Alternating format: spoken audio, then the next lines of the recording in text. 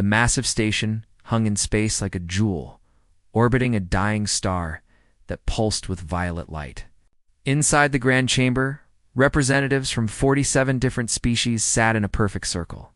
Some had scales, others had fur, and a few were nothing more than energy beings contained in crystal shells. This was the Galactic Council, and they had ruled the known galaxy for 3,000 years. Ambassador Li Doyan stood in the center of the chamber, his dark suit looking plain compared to the exotic clothing and armor around him. He had traveled for 6 months to reach this place, carrying humanity's petition for full membership in the Council. His hands trembled slightly as he held the datapad, but his voice remained steady. "Honored Council members," he began, "humanity has followed every rule you have given us. We have limited our expansion to our own solar system. We have paid the trade taxes. We have shared our art, our music, our culture. We ask now for what we have earned. Full membership status." A sound like grinding metal filled the chamber.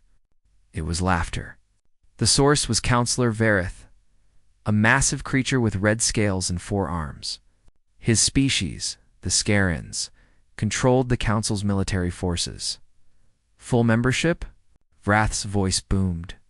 "You primitive apes barely learned to leave your own planet 50 years ago. Your weapons are toys. Your ships are slow. Your people fight each other over resources and beliefs. You are children playing with fire, and you want to sit at the adult table?" Other council members nodded their agreement. A floating orb of light pulsed in what might have been approval. Li Doyan felt his face grow hot with anger, but he kept his expression calm.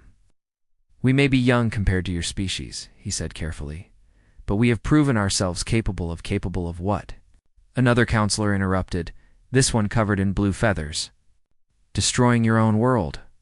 Your planet still bears scars from your nuclear wars. You poison your oceans and burn your forests. And you dare to ask for a seat among civilized species." The High Arbiter Nexus, an ancient artificial intelligence that led the council, spoke in a voice like whispers from 1,000 mouths. "The petition is denied.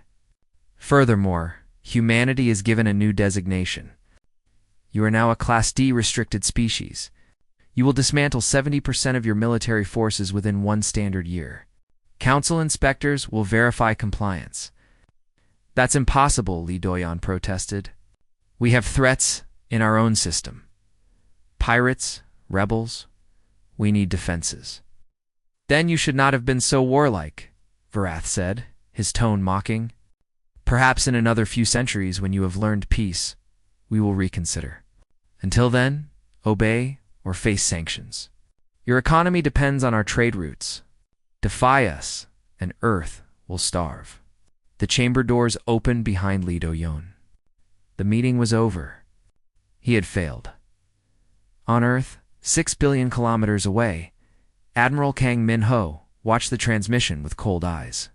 He sat in a secure bunker beneath the mountains of what used to be called South Korea. Around him, holographic displays showed Earth's military assets scattered throughout the solar system. "They humiliated us," said General Baek-jun, slamming his fist on the table.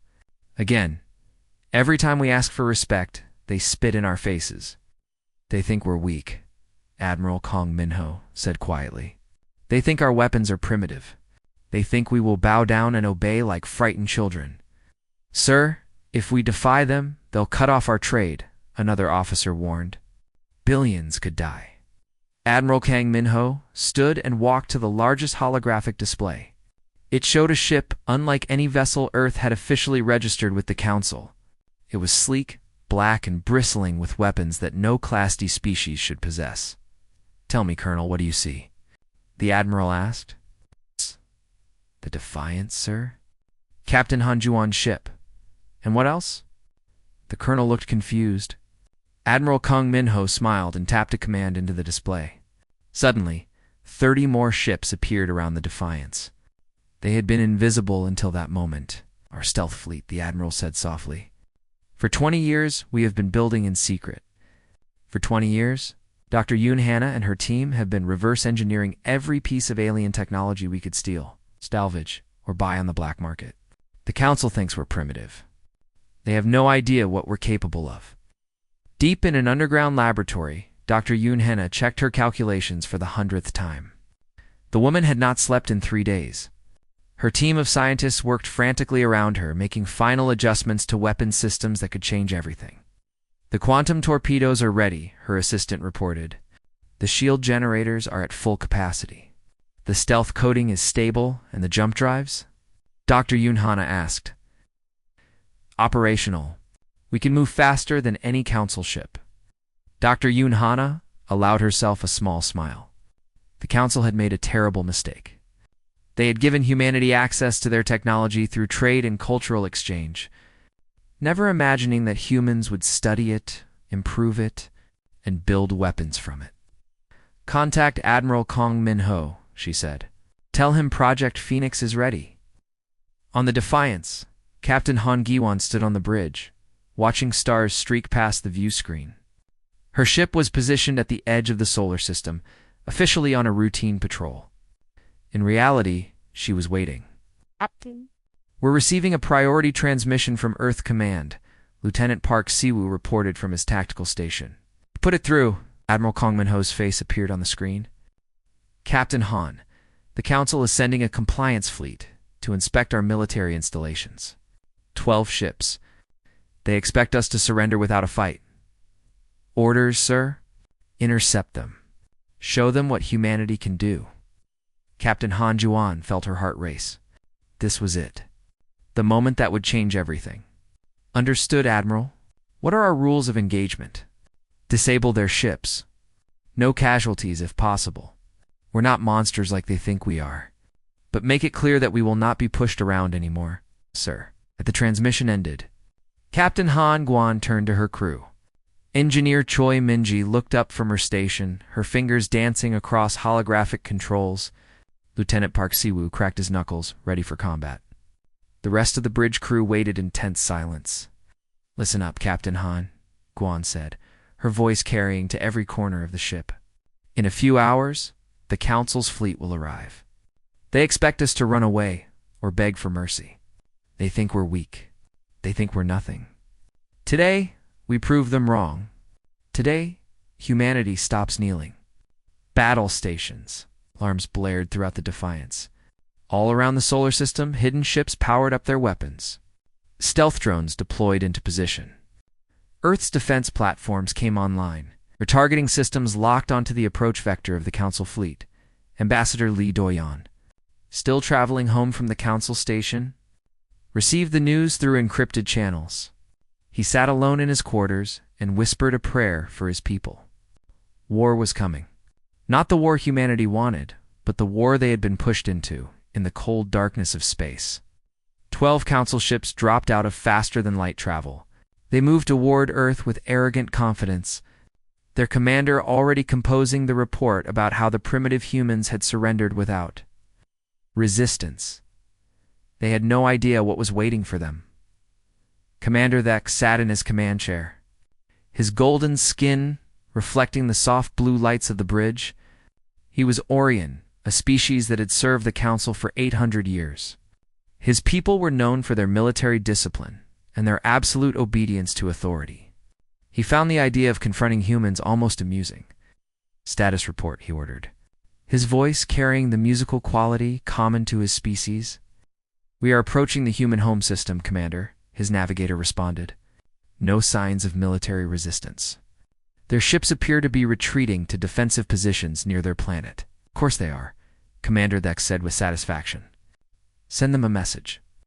Standard compliance protocol. They have 2 hours to surrender their military installations for inspection, or we will take them by force. The message was transmitted across all frequencies. On the Defiance, Captain Han Juan listened to the ultimatum with a stone face. Her crew looked to her for guidance, waiting to see how she would respond. Lieutenant Park Siwoo deployed the drones. Keep them in stealth mode, she ordered. Engineer Choi Mingi, I want all weapon systems ready, but powered down. Let them think we're helpless. Captain, they're giving us 2 hours, Park Siwoo said. Should we ask for an extension? Give us time to position properly? No, we ask for 24 hours. Make it sound like we're panicking and need time to consult with Earth Command. Park Soo-woo understood immediately. The longer they could keep the Council fleet stationary, the more time they had to prepare the perfect ambush. He composed a response that sounded desperate and fearful, exactly what the Council would expect from primitive humans. Commander Thex received the reply and laughed. 24 hours? They want 24 hours to beg their leaders for permission to surrender? He shook his head. Give them to hours. Not a minute more. If they refuse, we destroy their closest orbital station as a warning. The Council fleet held its position, confident and completely unaware of the danger surrounding them. Invisible to their sensors, dozens of stealth drones moved into attack positions. Each drone was small, barely larger than a human fighter, but packed with weapons designed by DI. Are Yoon Hana's teams specifically to defeat Council shield technology on Earth? Admiral Kong Minho watched the tactical display with satisfaction.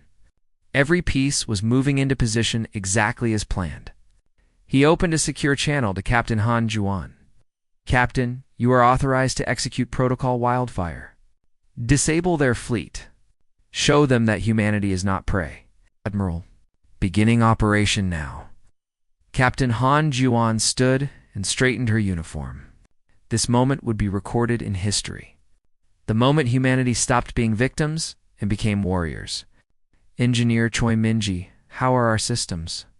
All weapons modified and ready, Captain. The quantum disruptors will tear through their shields like paper. The electromagnetic pulse torpedoes will fry their systems without killing their crews. That's good. We're not murderers. We're defenders. Captain Han Juan took a deep breath. Lieutenant Park Soo-woo, begin the attack sequence. Yes, Captain. Activating the fleet. Around the Council ships, space itself seemed to ripple. One by one, 30 human warships materialized from nothing. Their stealth systems deactivated simultaneously, revealing a formation that surrounded the Council fleet completely. On his bridge, Commander Thex jumped from his seat. What, how? Where did they come from? Our sensors showed nothing. Sir, we're being targeted from all directions. Their weapons are powering up. Shields to maximum. Return fire? Send a distress signal to the Council. But it was already too late. The human ships fired in perfect coordination. Blue beams of concentrated energy slammed into the Council vessels, not penetrating their hulls, but overloading their shield generators. The shields flickered and died in seconds. Before the Council crews could react, electromagnetic pulses hit every ship, scrambling their computer systems and disabling their weapons. In less than 8 minutes, the entire Council compliance fleet was floating helplessly in space. Their engines were dead. Their weapons were offline. Their shields were gone. The crews were alive, but completely unable to fight back. Captain Kan Guan opened a channel to Commander Thex. His face appeared on her view screen, showing shock and disbelief. This is Captain Han Guan of the Earthship Defiance. Your fleet has been disabled. Your crews are unharmed. We could have destroyed you, but we are not monsters. However, understand this clearly. Humanity will not disarm. We will not obey unjust laws. We will not bow to tyrants. You will return to the Council and deliver this message. We will negotiate as equals, or we will not negotiate at all. You attacked Council ships, Commander Thex stammered. This is an act of war. The Council will send 1,000 ships to crush your pathetic species. Then send them. We'll be waiting. Captain Han Juan cut the transmission. She turned to her crew. Every face showed a mixture of pride and fear. They had won this battle, but what would come next? Engineer Choi Minji restore minimum power to their ships. Enough for life support and basic propulsion. Let them limp home. Yes, Captain. Within minutes, the Council ships slowly began moving away, their crews humiliated and confused. How had primitive humans developed such advanced technology? How had they hidden an entire fleet from Council sensors? The questions would haunt them during their long journey back to Theros.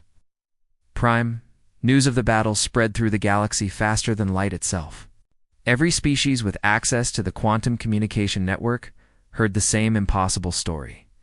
Humanity, the weak Class D species that everyone dismissed. It defeated a Council compliance fleet without suffering a single casualty.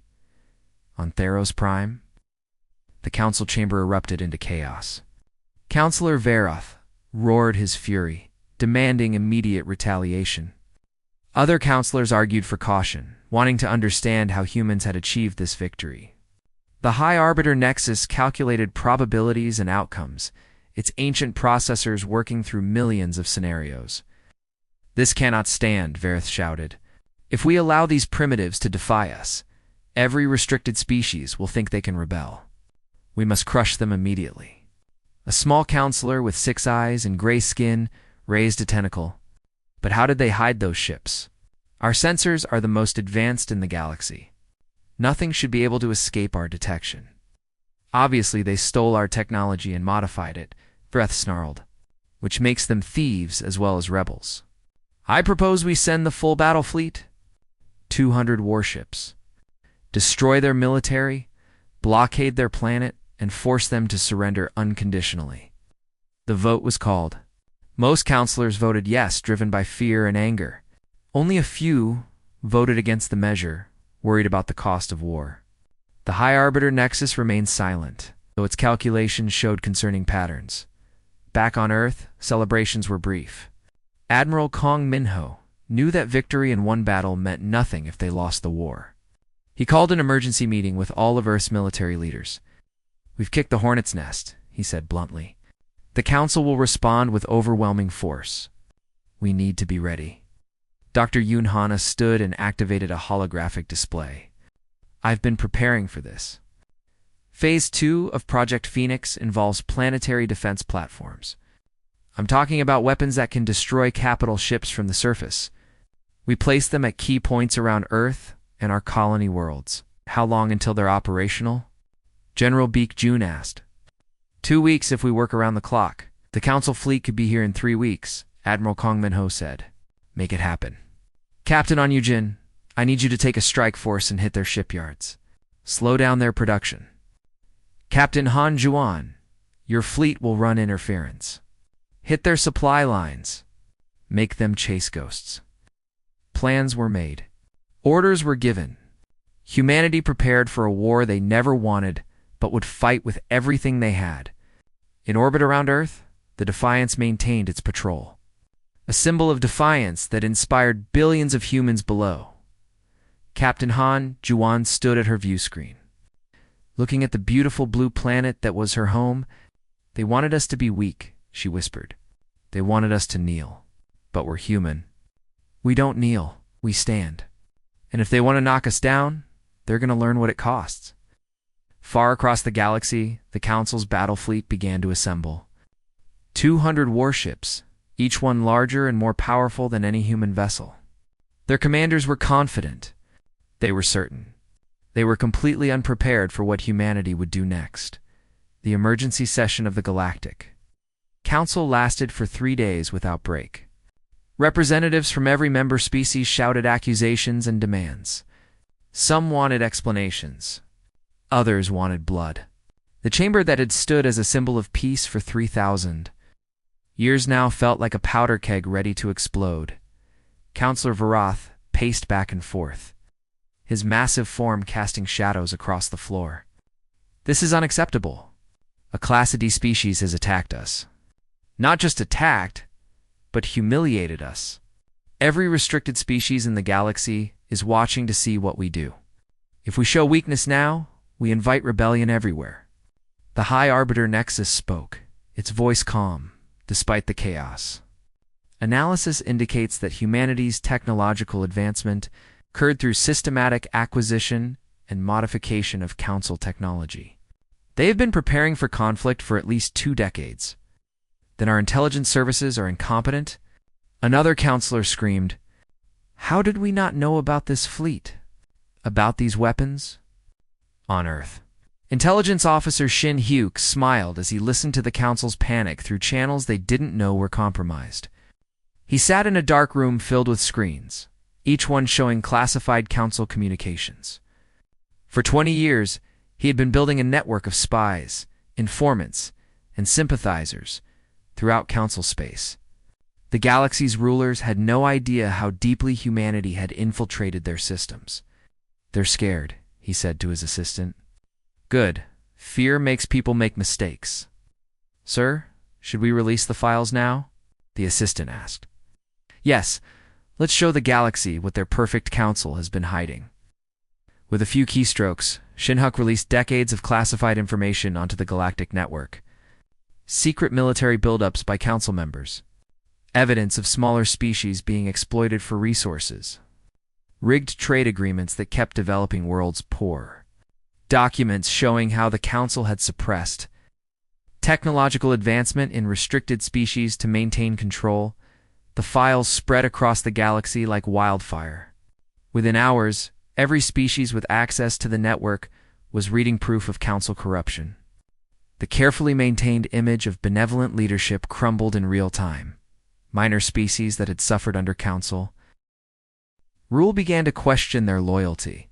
On the world of Toria 4, a mining colony where workers toiled in terrible conditions, protests began.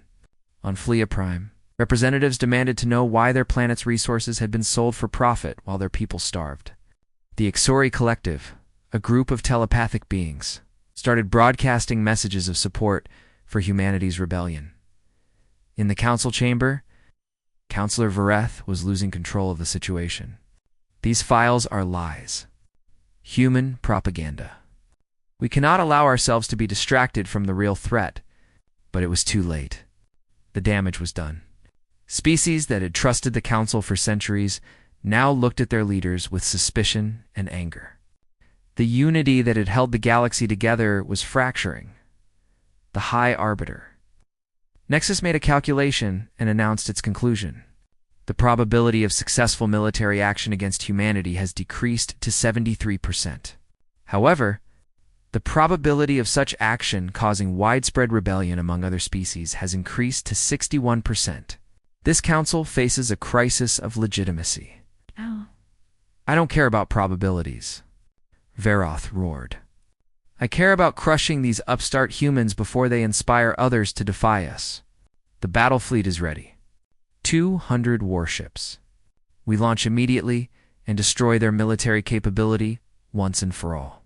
The vote was called. It passed, though not by as large a margin as before. The Council's battle fleet began its journey toward Earth.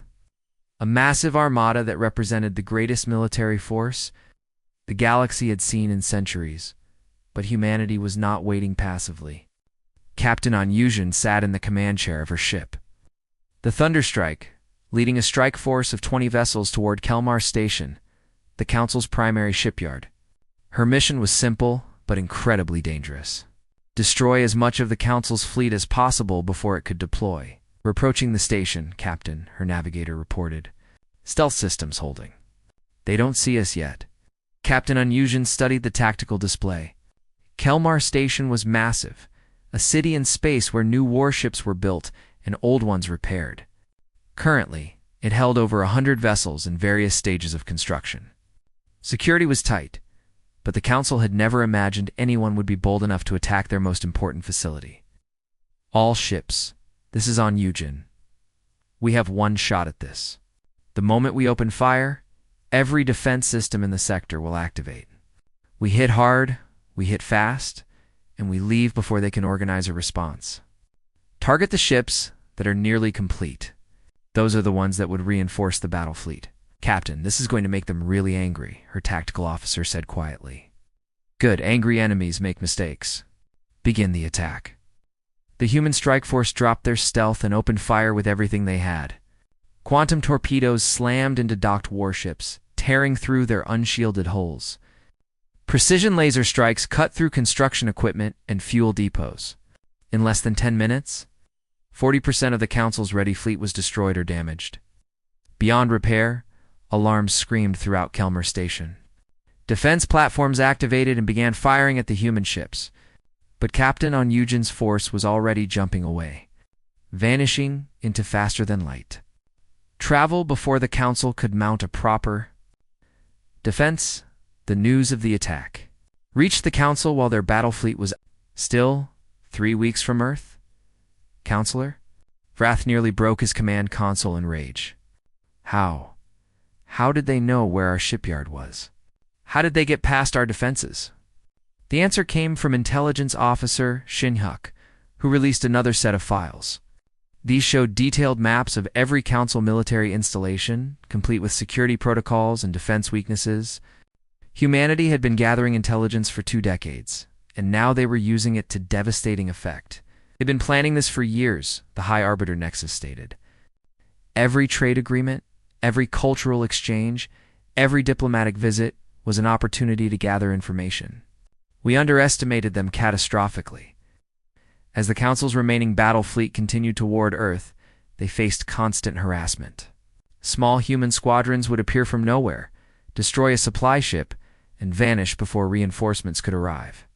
Communication relays were sabotaged. Fuel depots exploded mysteriously. The mighty Council Armada found itself bleeding resources and morale before it even reached its target. On Earth, preparations continued frantically. Dr. Yunhana's defense platforms were installed across the planet and on the moon. Each platform held enough firepower to destroy a capital ship. Civilian population centers were evacuated to underground shelters that could withstand orbital bombardment. The entire planet transformed into a fortress. Admiral Kang Minho stood in his command center, watching tactical displays showing the approaching Council fleet. It was still large, still dangerous, but it had already lost 40 ships to human attacks. More importantly, it had lost its confidence. They thought this would be easy, he said to General Baek Jun. They thought we would surrender or die quickly. Now they're realizing they're in a real war, and they don't know how to fight one. Sir, we're receiving communication requests from 3 species, an officer reported. The Taurian Republic, the Phylene Confederacy, and the Ixari Collective. They want to speak with Ambassador Lee Doyon. Hit him through. Ambassador Lee Doyon, now back on Earth, took the calls in a secure room. The representatives of 3 minor species appeared on his screen, their expressions serious. The Taurian spoke first. Ambassador, our people have watched your struggle with great interest. For too long, the Council has treated us as subjects rather than equals. We cannot openly join your cause yet, but we offer our neutrality. We will not supply the Council's war effort, Phylene representative added. Our shipyards have been commandeered to build Council warships for decades. We have arranged for several unfortunate accidents, production delays, equipment failures. Nothing that can be traced to us, but enough to slow their reinforcements. The Ixari, speaking telepathically through a translation device, said simply, "Your courage inspires us. You show that the powerful can be resisted. This message we spread to all who will listen." Lee Doyon felt hope rising in his chest. Humanity was not alone anymore. The galaxy was watching, and some were starting to believe that change was possible. "Thank you," he said sincerely. "We don't fight for conquest. We fight for the right to exist as free beings. If we succeed, we will not forget those who stood with us." The transmissions ended. Lee Doyon reported the conversation to Admiral Kang Min-ho, who allowed himself a rare smile. "The Council wanted to make an example of us," the Admiral said. "Instead, we're becoming an inspiration. Now we just have to survive long enough to turn inspiration into revolution." Above Earth, Captain Han Ji-won's fleet maintained constant patrols. Every human ship was ready. Every weapon was armed. The Council's battle fleet was only 2 weeks away now, and the real war was about to begin. Humanity had shocked the galaxy with their first victories. But the hardest battles were still ahead. The war that was supposed to last weeks stretched into months, and then into years. What the Council had imagined as a quick punishment became a grinding conflict that consumed resources and lives across the galaxy. The mighty Council forces found themselves fighting an enemy that refused to play by the rules of conventional warfare, General Baek. Jun stood on the bridge of a dropship, preparing to lead his Marines into battle once again. They were approaching Toria 4, a mining world where thousands of workers had been enslaved by the Council. Intelligence reports said the planet was lightly defended, but General Baek knew better than to trust easy victories. 2 minutes to drop zone, the pilot announced. General Baek checked his weapon one last time and looked at his troops. They were human, but also Taurian volunteers who wanted to free their homeworld. This was new. Humans and aliens fighting side by side. It gave him hope. "Listen up," he said over the com. "We're not here to conquer. We're here to liberate. The people down there have suffered for decades under Council rule. We show them that freedom is possible. We show them that someone cares. And we make the Council understand that their time of unopposed tyranny is over." The dropship hit the atmosphere, and soon General Beak's forces were on the ground. The fighting was fierce, but brief. Council guards had not expected an attack this far behind their lines. Within hours, the mining facilities were secure, and thousands of Taurian workers were freed. A young Taurian female approached General Beak, no tears streaming down her face. "Why did you help us?" "We are nothing to your people." "You're not nothing," General Beak said gently. "You're beings who deserve freedom, same as anyone else. That's why we fight. Not just for Earth, but for everyone the Council has oppressed." The liberation of Tauria 4 was broadcast across the galaxy. Suddenly, humanity's war was not just about their own survival. It was about changing the entire system. More species began to reconsider their loyalty to the Council. High above the planet, in the cold darkness of space, pilot Limsera hunted Council ships with the patience of a predator. She flew a custom fighter that was faster and more maneuverable than anything the Council had. Her squadron mates called her the Ghost of Andromeda because she seemed to appear from nowhere, destroy her target, and vanish before anyone could react. Today, her target was a Council carrier, a massive ship that held hundreds of fighters. It was escorted by 6 destroyers and protected by the best pilots the Council could field. Limsera studied the formation through her sensors, looking for weaknesses. "Ghost, this is command. You are clear to engage," the voice in her ear said. "Beginning attack, run." Limsera pushed her fighter to maximum speed. Weaving through the escort ship's defensive fire like she could see the future, her fingers danced across the controls with practiced ease. She had done this dozens of times before, and each time she got better. The Council fighters scrambled to intercept her, but she was already past them. Her quantum torpedoes locked onto the carrier's bridge and engine room. 2 shots, both perfect. The massive ship's command center exploded, and its engines went critical. Within seconds, the carrier was disabled, drifting helplessly while its crew evacuated. Target destroyed. Returning to base, Limsera reported. Already accelerating away from the chaos she had created, the Council pilots tried to chase her but had no hope of catching up. She was gone, disappearing into the void. Another ghost story that Council forces would tell with fear and respect. Back on Earth, Dr. Yunhana worked day and night on her latest creation. She had perfected the quantum jump drive, a propulsion system that allowed human ships to travel twice as fast as Council vessels. This advantage meant that human forces could strike anywhere in the galaxy and escape before the Council could respond. "The calculations are complete," she told Admiral Kong Minho during a secure transmission. "We can now jump from Earth to Council space in half the time it takes them to reach us. This changes everything. Can we produce enough drives to equip the entire fleet? Give me 3 months and I can retrofit every ship we have." Admiral Kong Minho smiled. "You have 2 months. We need this advantage before the Council realizes we have it." As the war continued, humanity developed a style of fighting that frustrated and terrified their enemies. They never met the Council in large fleet battles where superior numbers could overwhelm them. Instead, they used hit-and-run tactics, striking supply lines, communication networks, and isolated military installations. They fought like guerrillas in space, always moving, always adapting, always one step ahead. Ambassador Li Doyan, meanwhile, worked a different kind of battle. He held secret meetings with moderate Council members who were growing tired of the endless war. One such meeting was with Councillor Zara, a quiet member who had always voted for peaceful solutions. "This war is destroying the Council," Zara said, her voice filled with sadness. "Our economy is suffering. Our people are questioning our leadership. And for what? To punish one species for refusing to submit? It doesn't have to be this way," Li Doyan replied. "There can be peace. But it has to be a peace based on equality. not domination. The council system is broken. It puts some species above others. That's not justice. What do you propose? Dissolve the council. Create something new. A federation where every species has equal representation and equal rights. No more class restrictions. No more economic exploitation. Real democracy. Counselor Zara was silent for a long moment. That would mean giving up power. Many on the council would never agree, and they'll keep fighting a war they can't win. Because humanity will never surrender. And every day this war continues, more species realize they don't have to accept the old system either.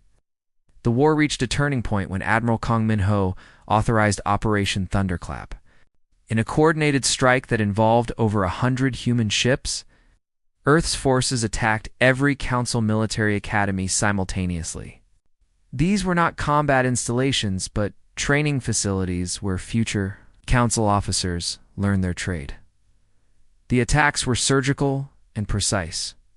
Human forces disabled the Academy's defenses, destroyed their training vessels, and then broadcast a message to the cadets inside. "You are the future of the Council's military," Captain Han Juan said in the transmission. "But you don't have to be. You can choose a different path.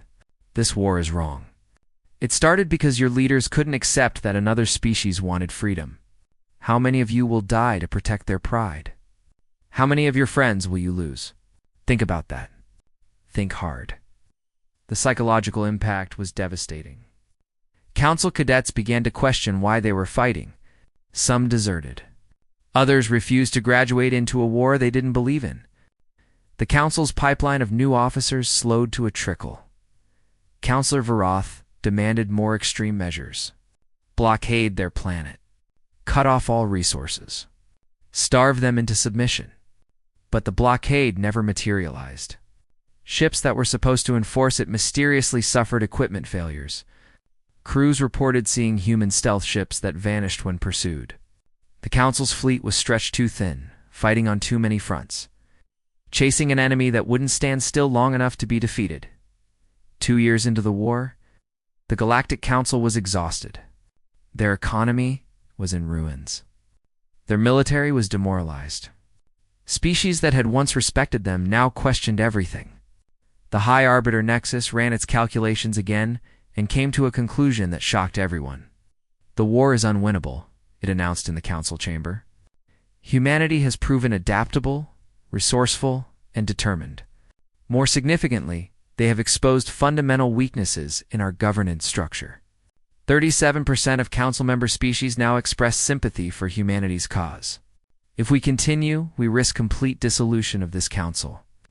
"Then we make peace," Counselor Zara said firmly. "We negotiate." "Never," Virith roared.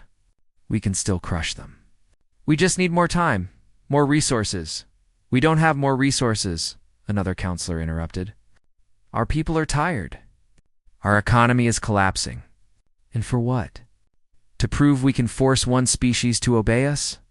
Is that really worth destroying everything we've built?" The vote was called. For the first time in 3,000 years, the Galactic Council voted to seek peace with an enemy they had not defeated, Captain. Han Juan received the news while on patrol near Saturn. The Council wanted to negotiate. They were ready to talk.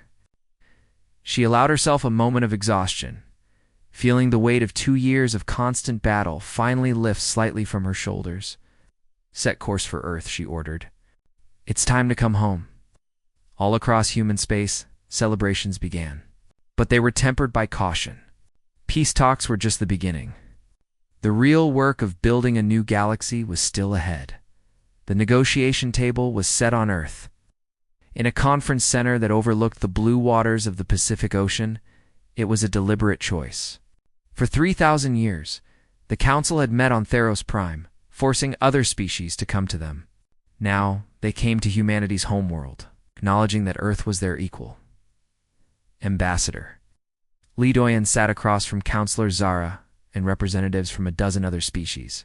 Notably absent was Counselor Vareth, who had refused to attend. The High Arbiter Nexus was present as a holographic projection, its ancient consciousness analyzing every word spoken. "We are here to discuss peace," Counselor Zara began. But we must be honest. The Council cannot continue as it was. This war has exposed to many problems. Too much corruption, too much inequality. If we are to move forward, we need fundamental change. Li Doyan nodded. Humanity never wanted to destroy the Council. We wanted reform. We wanted to be treated as equals, not as children who needed to be controlled. Every species in this galaxy deserves the same respect and freedom. For 3 weeks, they negotiated. The discussions were difficult and emotional. Some council members wanted to preserve as much of their power as possible. Others recognized that real change was necessary. Slowly, painfully, a new vision emerged. The Treaty of Terra was signed on a bright morning. Representatives from 47 species putting their marks on a document that would reshape the galaxy. The old Galactic Council was dissolved. In its place rose the Galactic Federation, built on 3 core principles that humanity had fought so hard to establish. First, no species was inherently superior to any other. There would be no more classification systems that labeled some as primitive or restricted. Every species had the right to develop at its own pace and make its own choices. Second, all species had the right to self-defense. No longer could the Council or the Federation demand that a species disarm simply because it made others uncomfortable. Security was a fundamental right, not a privilege granted by those in power. Third, cooperation would replace domination. The Federation's purpose was to facilitate trade, resolve disputes, and protect member species from external threats. It was not to rule or control. Admiral Kong Minho retired after the treaty was signed. Feeling his years of service had finally achieved their purpose, he spent his last day in uniform standing beside Captain Han Juan, looking up at Earth's moon where new construction was already beginning. They're building a Federation headquarters up there, he said. Joint administration, humans and aliens working together. I never thought I'd see it. You made it possible, sir, Captain Han Juan replied. You believed we could fight and win. I believed we could survive. You and your people did the rest. He smiled. They're promoting you to Commodore. You'll command the Joint Federation Defense Fleet. That's a lot of responsibility. You've earned it. And you'll do great things. Admiral Kang Minho saluted one last time and walked away. Ready for a peaceful retirement, he had more than earned. Dr. Yoon Hannah threw herself into the new interspecies technology exchange with the same energy she had brought to building weapons. But now, instead of creating tools of war, she was sharing knowledge. Her quantum drive technology was made available to all Federation species. In return, she learned about biological engineering from the Taurians, advanced materials from the Felines, and telepathic communication systems from the Ixari. This is what we should have been doing all along, she said during a presentation to the Federation Science Council. Sharing knowledge, building together, advancing as one galaxy instead of competing factions. Imagine what we can achieve if we work together instead of against each other. The technology exchange sparked a renaissance across the Federation. Worlds that had been kept technologically backward by Council restrictions suddenly had access to advanced systems. Species that had been exploited for their resources now developed their own industries. The galaxy began to transform from a hierarchy of power into a network of equals. Not everyone was happy with the changes. The Scaran Empire, led by the disgraced Counselor Vareth, refused to sign the Treaty of Terra. They withdrew from the Federation and isolated themselves, maintaining that the old ways were superior. Intelligence reports suggested they were building up their military, perhaps planning to challenge the Federation in the future.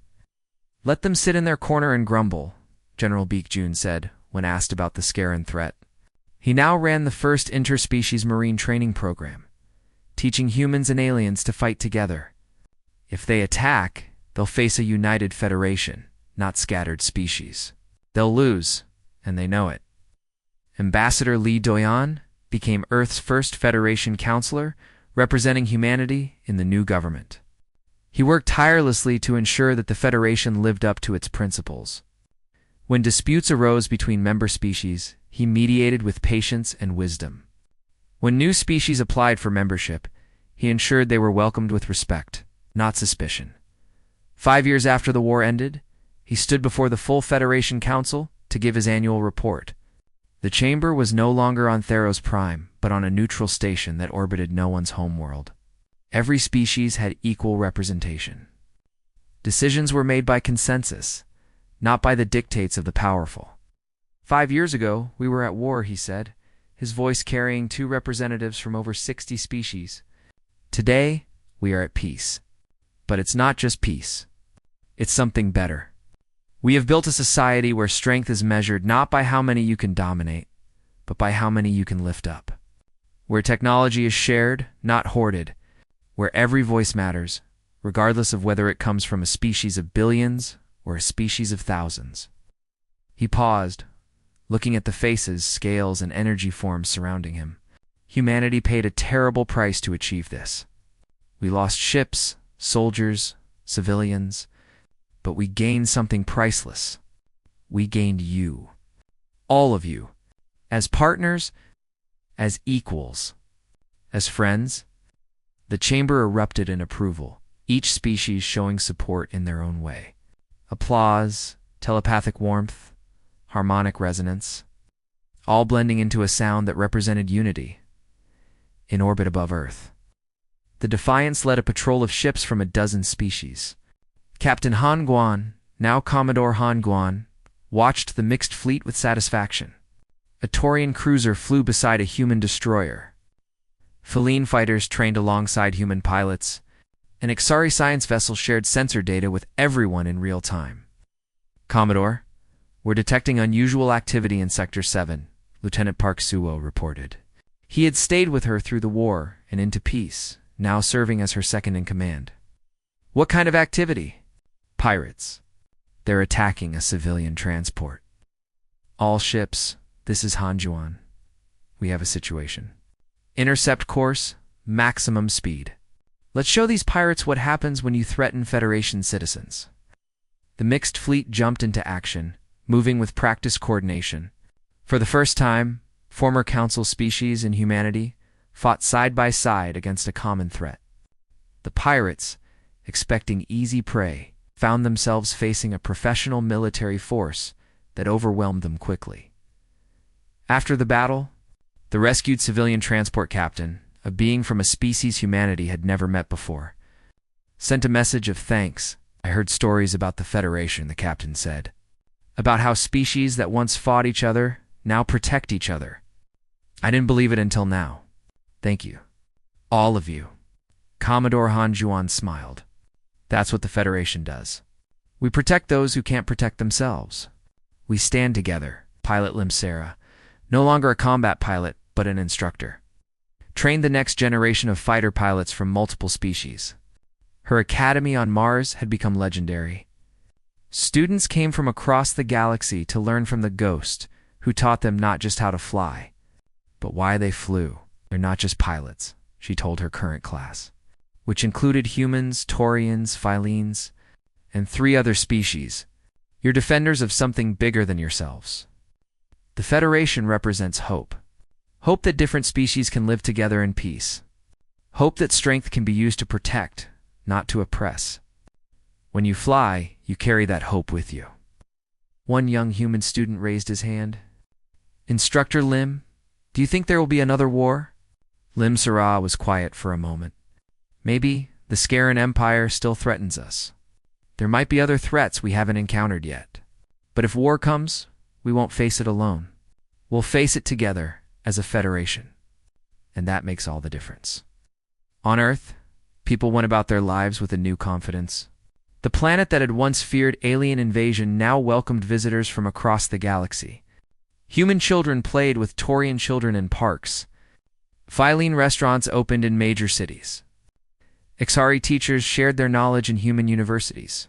Earth had become a symbol of the Federation's promise, a place where different species could meet as equals. Ambassador. Li Doyan often walked through the streets of the city where the Federation headquarters had been built. He loved seeing the diversity, the peaceful mingling of species that had once been strangers or enemies. One evening, a young human girl approached him. Are you Ambassador Li? She asked shyly. I am. My teacher said you helped make peace with the aliens. Thank you. My best friend is Torian, and I love her very much. Lee Doyen smiled and knelt down to the girl's level. You and your friend are the real peace. You're the future we fought for. A future where species doesn't matter, where friendship is based on who you are, not what you look like. The girl ran off to rejoin her friend, and Lee Doyen stood, watching them play together. This was why humanity had fought. Not for territory or resources, but for this. For a galaxy where anyone could be free, where everyone was equal, where hope replaced fear. The stars above Earth shone brightly, each one representing a world, a species, a story. And now, for the first time in 3,000 years, they shone on a galaxy united not by force, but by choice. Humanity had shocked the entire galaxy, not just with their military strength, but with their vision of what the galaxy could become. The war was over. The peace had begun, and the future bright with possibility belonged to all of them together.